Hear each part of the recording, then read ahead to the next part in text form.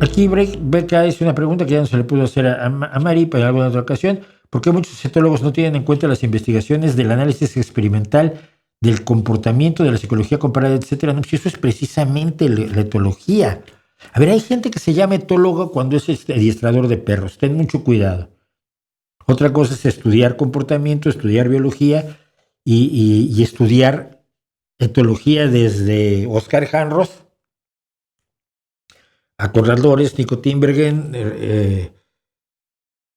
Karl von Fritz, Irene Eibesfeld y toda la runfla de etólogos que a lo largo de los años nos han enseñado sobre el comportamiento animal desde el punto de vista evolutivo.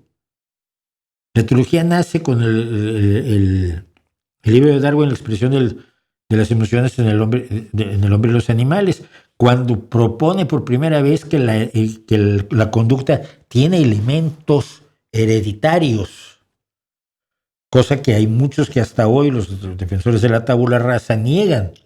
Pero no hay comportamientos que son claramente que naces con ellos. A mí en la escuela, en psicología, yo me peleaba con los conductistas cuando decían que no había conductas innatas. Entonces sí hay conductas innatas. Y lo demuestras con los animales que en experimentos de aislamiento, donde un animal que no ha visto a otro tener ese comportamiento lo tiene porque es tan parte de su historia evolutiva como lo son sus miembros o la forma en que ve o la forma en que camina o la forma en su plumaje o su pelaje o lo que fuera.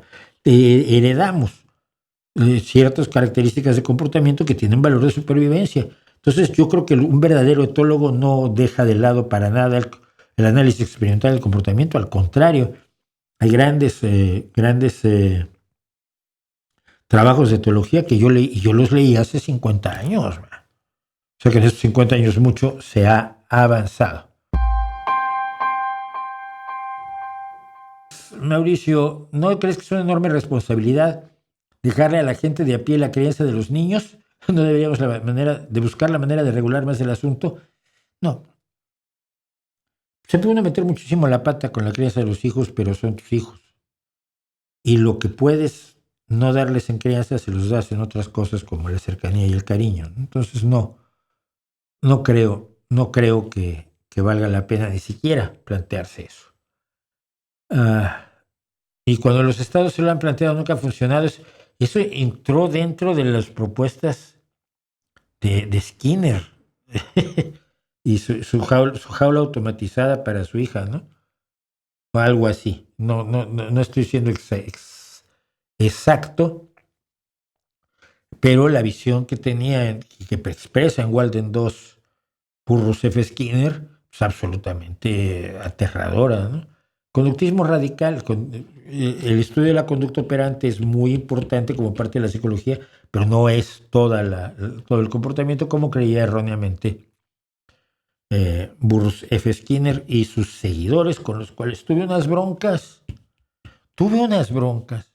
que me querían hacer un tribunal universitario porque hice llorar a una profesora porque le demostré que todo lo que nos estaba enseñando había estado equivocado. Lo siento.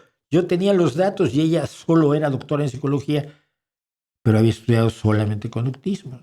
Cuando me presenté los datos, unos libros, y se enojaron conmigo. Me quería pegar el director de la facultad. Yo, esto es lo que más Dios me mete toda la vida. Pero toda la vida, hijos.